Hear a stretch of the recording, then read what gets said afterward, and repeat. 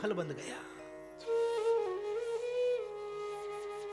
मैं चर्चा करता रहता हूं कथाओं में, जब कृष्ण वृंदावन छोड़ के मथुरा चले गए, मां का दिल तो लगता नहीं था, क्योंकि जिस आंगन में कृष्ण की पैजनियां हर वक्त सुनाई देती थी, वो मां यशोदा का आंगन सूना हो चुका था। जिस आंगन में मैया मैया की ध्वनि हर वक्त सुनाई देती थी, वो आंगन अब सुनसान हो चुका था। मां का मन कृष्ण के जाने के बाद फिर लगता नहीं था। तो मां बेचारी, ऐसा मैंने कहीं पढ़ा है, तो मां बेचारी जो महल था, उस महल के दरवाजे में बैठ जाती चौखट पे कमर लगा के, और फिर कृष्ण की लीलाएं याद करती। ऐसे कृष्ण खाता, ऐसे कृष्ण बोलता, ऐसे कृष्ण करता। फिर सोचती, यशोदा तेरे से कहां ऐसी भूल हुई कि कृष्ण ने जाने के बाद तेरा नाम नहीं लिया।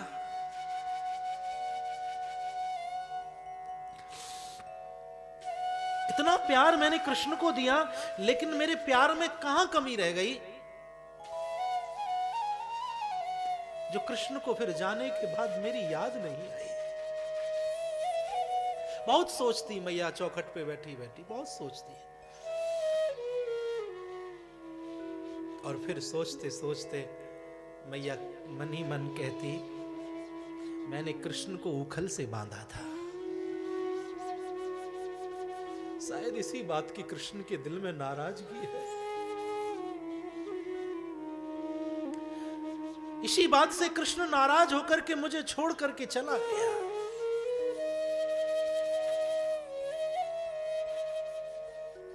ये उखल जलंधर वासियों मां यशोदा को बहुत नोचता था, बहुत काटता था। है साधारण सी चीज, उखल से बांध दिया, कोई ज्यादा बड़ी बात नहीं।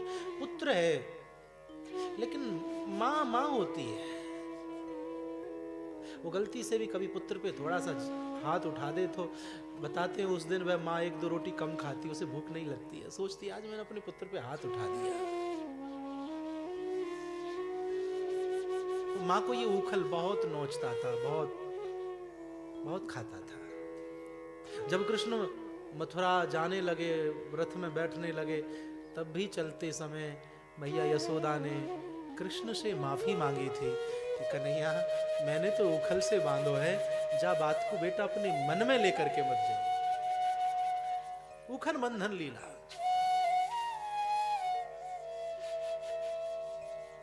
ये मां के जीवन में उखल बंधने जैसा काम किया इस लीला ने। खैर, नंद बाबा के भाई जो उपचंद हैं, उन्होंने कहा देखो, जब से हमारे कृष्ण ने जन्म लिया है तब से कोई ना कोई आपत्ति कृष्ण पर आती रहती, कोई ना कोई विपत्ति आती रहती है, कोई ना कोई राक्षस आता रहता है। अब हमें इस स्थान को छोड़ करके कहीं और चलना चाहिए। सबने पूछा, बोले कहां जाओगे? बोले कहीं और चलेंगे, नई जगह चलते हैं, नए वन में चलते हैं। बोले नए वन में कौन सी जगह जाओगे? बोले वृंदावन चलते हैं। वृंदावन किसे कहते हैं? वृंदा कहते हैं तुलसी को, वन कहते हैं जंगल को।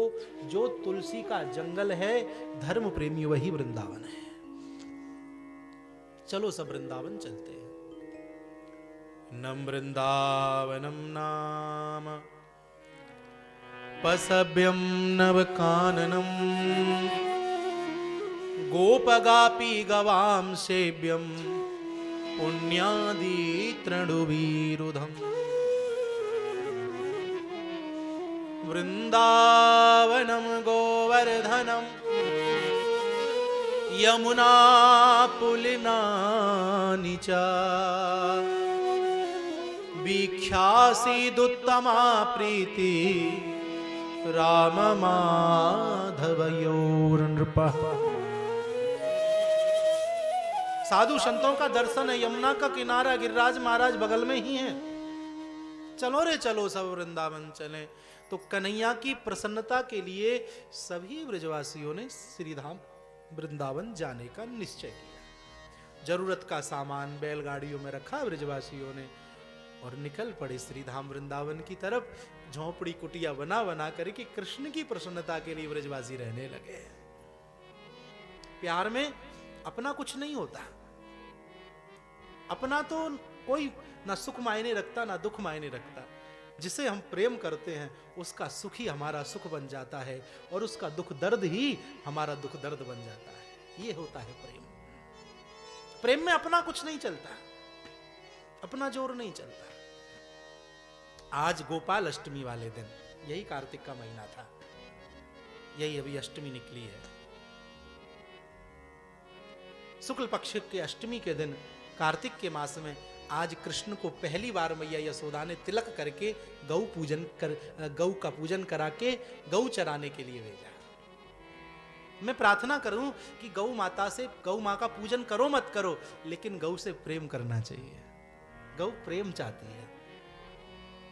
हो सकता है शहरों में तो शायद दरवाजों पर ना आती हो, लेकिन आप इनके दरवाजे पर कभी कभी, तुम्हारे घर में किसी का जन्मदिन है, कोई विशेष दिन है, शादी की सालगिरह है, या कोई और भी विशेष दिन होते हैं जीवन में, उन दिनों में गौशाला में जाकर के गौ माता का जरूर हमें पूजन करना चाहिए। गौ माता से प्रेम करना चाहिए।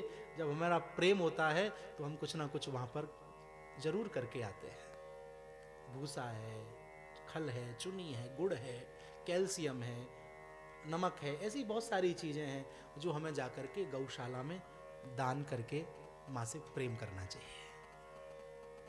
तो मेरे भाई बहन, गौ का पूजन करो ना करो, लेकिन गौ माता से प्रेम करो। आज कृष्ण गौ चराने के लिए गए हैं और आज कंस ने कृष्ण को मारने के लिए एक वृत्तासुर नाम के राक्षस को भेजा। वृत्तासुर किसे कहते हैं? जिसका मन वृत्तियों में फंसा हुआ है, तरह तरह की बातों में, उल्टी सीधी बातों में फंसा रहता है।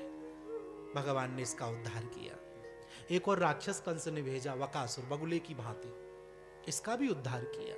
एक राक्षस और भगवान कृष्ण को मारने के लिए कंस ने भेजा अघासुर, अजगर सर्प की तरह विशाल रूप धारण करके वृंदावन में लेट गया।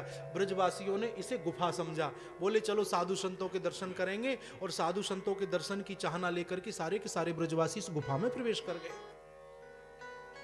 अब गुफा में प्रवेश कर गए तो ब्रजवासी थोड़ा डरने लगे।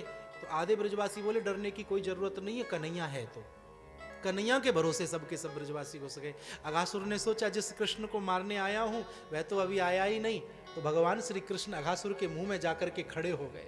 अघासुर ने जैसे ही मुंह को बंद करना चाहा, भगवान ने अपनी शरीर की आकृति को बढ़ाना प्रारंभ कर दिया और इसका मुंह फट गया। और इस अघासुर का, धर्म प्रेमियों, कंठ अवरुद्ध जब हुआ तो इस दुष्ट पापी का उद्धार हो गया।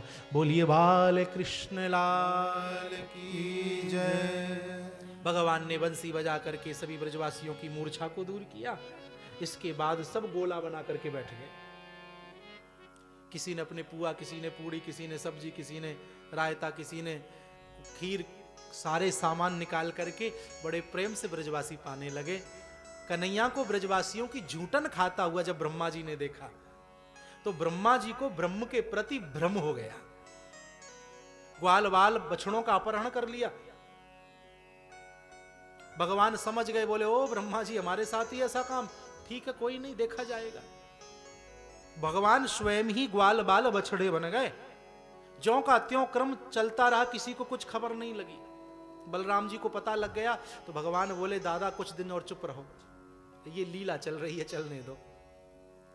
भगवान ही ग्वाल बने पड़े, भगवान ही बछड़ा बने हुए हैं। आज ब्रह्मा ने सोचा जाके देखूं वह ग्वाला कर क्या रहा है। जब ब्रह्मा जी नीचे पहुंचे तो देखा कि वही ग्वाल वाल, वही बछड़े, जो का त्यों, वही सकल सूरत। ब्रह्मा जी ने सोचा मैं बूढ़ा हो गया हूं, कहीं मुझे कम तो नहीं दिखने लगा। जैसे ही ब्रह्मा जी नजदीक पहुंचे भगवान अंतर ध्यान हो गए। ब्रह्मा जी का रूप धारण किया भगवान ने, ब्रह्मलोक पहुंचे और जाकर के बोले सुनो आजकल बहुत बहरूपिया नकली ब्रह्मा बन के घूम रहे हैं, कोई अंदर प्रवेश करे तो करने मत देना, 4 डंडे लगा देना। बस फिर क्या था, ब्रह्मा जी की गद्दी पर भगवान कृष्ण ब्रह्मा बन के बैठ गए।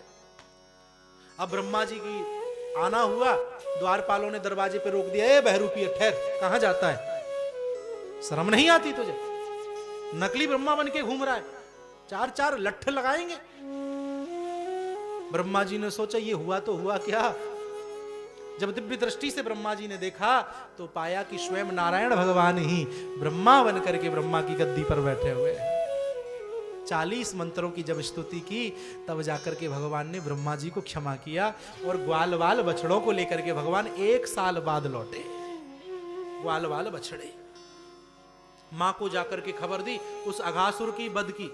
उस अघासुर को कृष्ण ने मारा तो मैया यशोदा ने 1 साल बाद कन्हैया की नजर उतारी, राई नौन किया। ये है मां का वात्सल्य पुराण। 1 साल बाद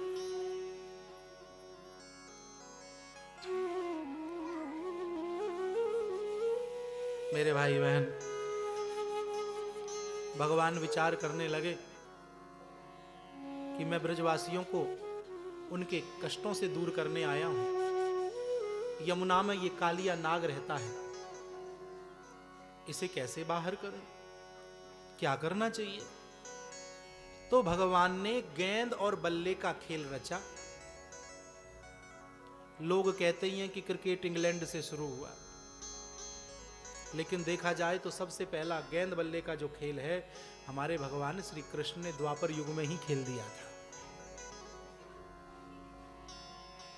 ऐसा टोल मारा कृष्ण ने गेंद में कि गेंद नदी में यमुना में कूद गई जहां कालिया नाग रहता है। तो कन्हैया उस गेंद को लाने के बहाने कालिया नाग का मान मर्दन करते हैं, उसको नाथ देते हैं और उस कालिया नाग को यमुना से बाहर जाने की इजाजत देते हैं। कालिया नाग कहने लगा मुझे गरुण का डर है। भगवान बोले अब चिंता ना कर, तेरे मस्तक पर मेरे पांव का चिन्ह देख करके गरुण अब तेरे से कुछ कहेगा नहीं। सज्जनों, ब्रजवासियों को इस कालिया नाग के भय से मुक्त किया। तब तो भगवान ने कालिया नाग निकाल दिया था, लेकिन आज कलयुग में फिर यमुना में कालिया नाग आ गया है। कैसा कालिया नाग? प्रदूषण रूपी कालिया नाग।